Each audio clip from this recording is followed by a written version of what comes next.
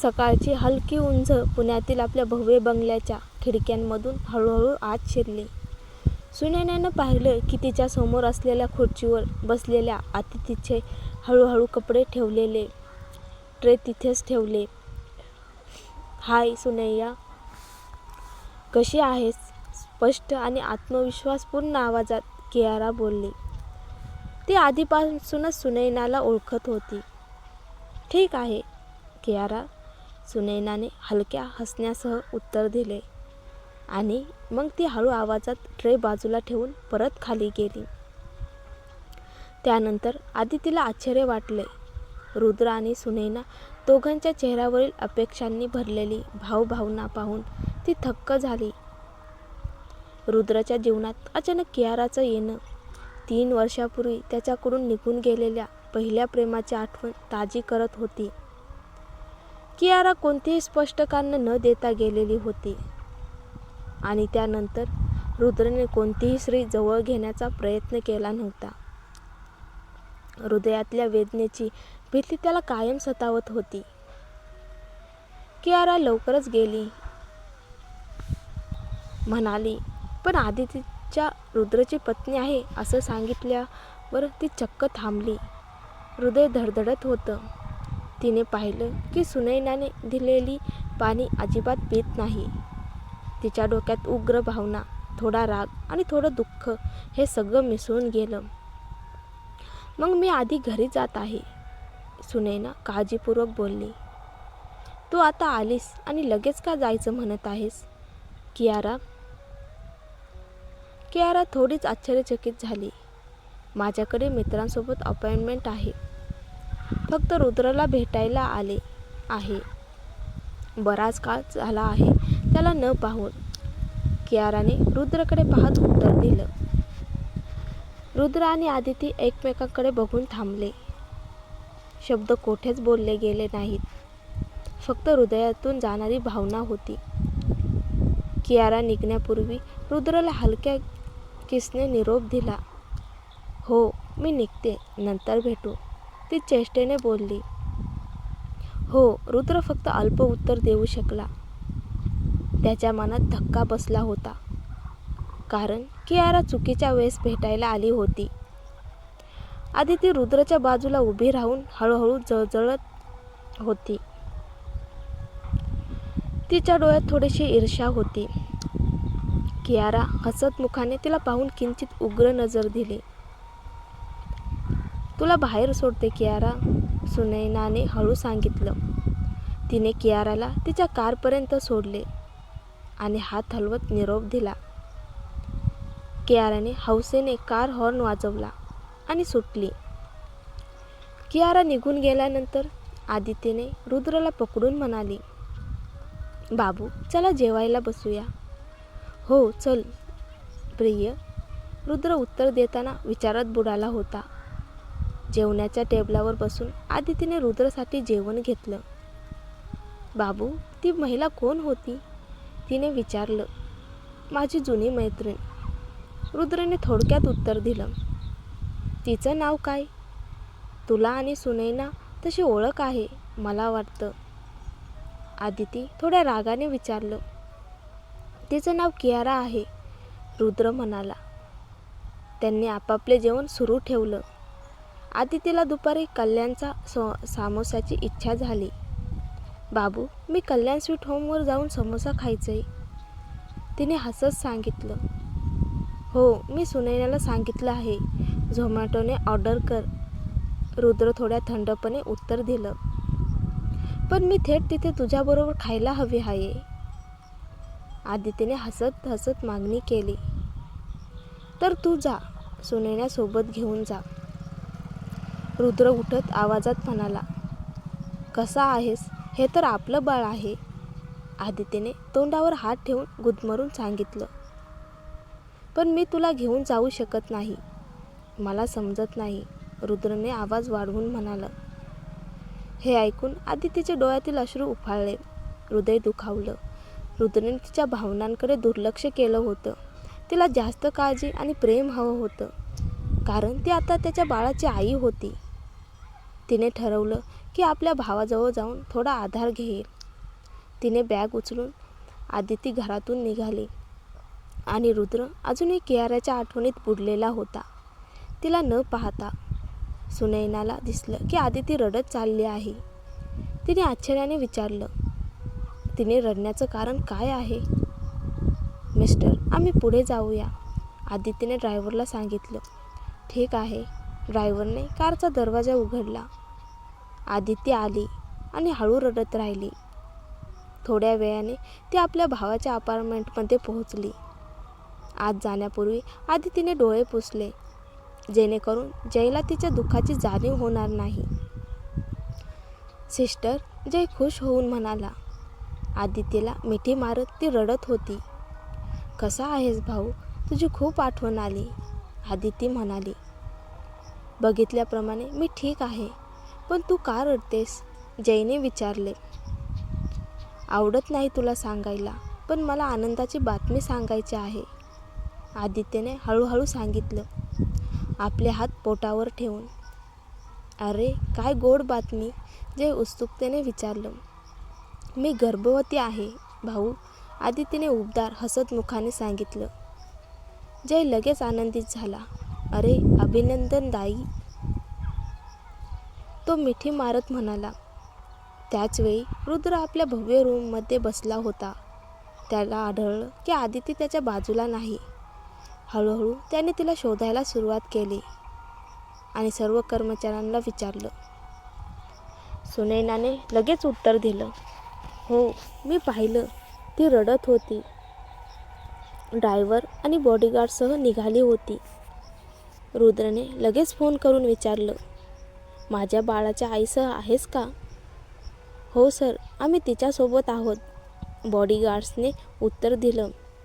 चांगलं, काळजी घे, एकसुद्धा धक्का बसू नये, रुद्रने सांगितलं आणि फोन ठेवला. त्याला आनंद झाला की आदिती आणि त्याचे बाळ सुरक्षित आहेत.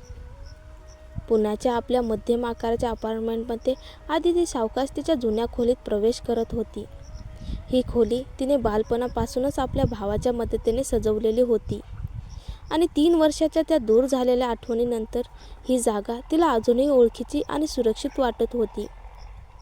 खोलीत पसरलेली शांती आणि जुनी आठवणी तिला शांत करीत होत्या. तिच्या भावाचा चेहरा तिला लगेच दिसला. जय आपल्या निष्ठावान आणि काळजीवाहक भावाने हळू हसत तिकडे आला. ही खोली अजूनही तशीच आहे ना? जय, कुठेही बदल नाही, आदिती हळू आवाजात बोलली, डोळ्यात हलकी स्मितरेषा चमकत. हो, मी काही बदलले नाही, कारण तुझा हा जागेचा भाव तसाच राहावा. तू जेव्हा इथे येशील तुझे स्वागत होईल, जय म्हणाला, हात खाली करून तिच्यासमोर उभा राहून. आदितीला तिच्या भावाचे हे प्रेमळ बोलणे ऐकून एक हलकी उबदार भावना आली. तिने तात्काळ स्मरण केलेले दुःख विसरले, जे काही वेळापूर्वी रुद्राच्या घरात झाले होते. इथे तुला खूप वेळ राहायचं आहे, नंतर घरी परतायचं का? जयने विचारलं. तुला काढायला पाहिजे आहेस का? आदितीने थोड्या उग्रतेने पण हसत उत्तर दिलं. नाही, बघ तुला किती वेळ झाला आहे इथे, जय हसत म्हणाला आणि घड्याळावर बोट ठेवले. आदितीने घड्याळाकडे पाहिले आणि ती स्तब्ध झाली. सायंकाळी 7 वाजले होते. हळूहळू तिने आपले बॅग उचललं. तिला भीती होती की जर उशिरा रुद्राला भेटली तर तो रागावू शकतो. अरे, 7 वाजले, तिचे डोळे मोठे झाले. जय आश्चर्याने विचारलं. ठीक आहे, आता मी निघते, स्वतःची काळजी घे, जय भाऊ, आदितीने हसत सांगितले आणि तिची बॅग सांभाळला. हो बहिणी, तुझी काळजी घे, विशेषतः आता जेव्हा तू गर्भवती आहेस, जयने काळजीपूर्वक उत्तर दिलं. हो निश्चितच, आदित्यने उत्तर दिलं, हसमुख आणि मन हलके झालेले. आदितीने आपल्या भावाला मिठी मारली आणि लगेच निघून पडली. सावध राहा, जयने हळू आवाजात ओरडले, पण तिच्या चेहऱ्यावर थोडा आश्वासक हास्यही होता. बाहेरून जयने पाहिले की आदिती एका लक्झरी कारमध्ये बसत आहे. ड्रायव्हरने दरवाजा उघडला. त्याने मनातच हसून घेतले. रुद्र खरोखर तिला राजकन्येसारखी वागवत होता. बंगल्यात पोहोचल्यावर आदिती थेट आपल्या खोल्यांकडे गेली. आदिती, घरी परत आलीस? सुनैना हळू विचारले. तिच्या चेहऱ्यावर खूप छान नाटकाचा भाव होता. कियाराच्या आगमनानंतर तिने आपली शैली बदलली होती. हो, आदिती फक्त थोडक्यात उत्तर दिली, डोळ्यातून काहीतरी भावना लपवत. कुठे होतीस? रुद्रने विचारलं का? सुनैना कुतूहलाने विचारले. भाऊकडे भेटायला गेले होते, त्याच्या अपार्टमेंटमध्ये, आदितीने थोड्या शांतपणे सांगितलं. आदितीने आपली खोलीत प्रवेश केला आणि लगेच रुद्र तिच्या मागे पाठोपाठ आला. हनी, मागे जे काही बोललं त्याबद्दल माफ कर, रुद्र तिचा हात धरून म्हणाला. हो ठीक आहे, फक्त पुन्हा तसे होऊ नये. मी तुझ्या बाळाची आई आहे, त्यामुळे तुला अधिक काळजी घ्यायला हवी होती. आदितीने थोडा राग आणि प्रेम मिसळून उत्तर दिलं. हो, मी वचन देतो, पुन्हा तसे होणार नाही. माफी मागतो हनी, रुद्र म्हणाला आणि तिला घट्ट मिठी मारली. पण माझ्या इच्छा पूर्ण झाल्या नाहीत, आदितीने हसत पण लाजत सांगितले. चल मग, आता आपण सामोसा खायला जाऊ. तुला आणि आपल्या बाळाला सामोसा मिळेल, रुद्र म्हणाला, तिला पोटावर हात ठेवून. खरंच प्रिय? आदित्य आनंदाने विचारले. हो राजकन्ये, रुद्र हसून तिच्या केसावर हात फिरवत म्हणाला. ते दोघे खोलीतून बाहेर पडले. जिन्यांनी खाली उतरले. सुनैना त्यांना पाहून खूपच अस्वस्थ झाली. रुद्रने आदितीला आपल्याजवळ धरले होते आणि ते दृश्य तिच्या मनाला अजिबात भावलं नाही. ड्रायव्हर तयार आहे का? रुद्रने हुकूम दिला. सायंकाळच्या वेळेत कुठे चाललायत तुम्ही? सुनैना विचारली. रेस्टॉरंटला, माझ्या पत्नीला सामोसा खायचा आहे. लवकर जा, विचार जास्त करू नकोस, रुद्र हसत उत्तर दिलं. कार तयार झाली आणि ते लगेच जवळच्या रेस्टॉरंटला पोहोचले. रुद्रने आदितीसाठी सामोसाचा संपूर्ण मेनू ऑर्डर केला. आदितीला आता रुद्रच्या या वागण्यावर आश्चर्य वाटत नव्हतं, कारण ती त्याच्या पैशांनी काहीही शक्य असल्याचं जाणून होती. पण आदित्यने फक्त काही समोसे खाल्ले, बाकी रुद्रने रेस्टॉरंटमधील गरजूंना वाटून दिले.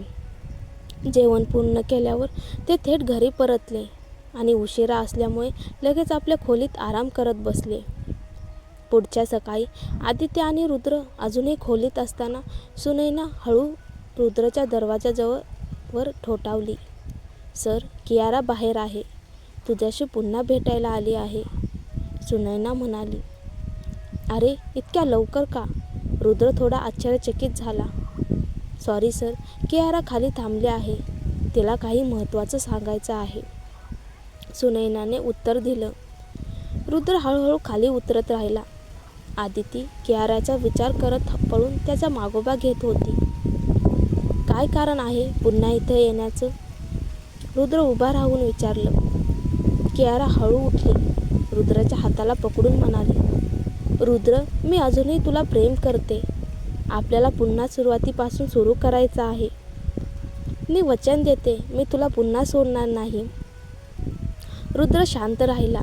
आता त्याची पत्नी आदिती गर्भवती होती. त्याचं हृदय त्याच्यावर नियंत्रण ठेवत होतं. पण आदितीच्या कानावर ही गोष्ट पोहोचली. तिचे डोळे पाणावले. तिच्या हृदयाला वेदना झाली. तिने समजले की रुद्र तिच्याऐवजी त्या महिलेकडे जाऊ शकतो. आता तुला माहीत आहे ना, माझी पत्नी आहे, रुद्रने कियाराला सांगितले. तर मग तुझी पत्नी सोड आणि माझ्याबरोबर लग्न कर, रुद्र, कियाराने मागणी केली. आदिती रडत आपल्या खोलीकडे धावली. जवळच्या फुलांच्या कुंडीतून जोरात धडकली. फुलांच्या कुंडीतून पडलेले आवाज ऐकून रुद्र आणि कियारा दोघेही स्तब्ध झाले. रुद्रने लगेच डोळे वर केले आणि आदितीला धावत जाते बघितलं. त्याने लगेच तिला पकडून खोलीत घेऊन गेला आणि कियारा त्या वेळेला एकटी राहिली. काय झाले हनी, तू का रडतेस? रुद्र तिला मिठीत घेत विचारलं.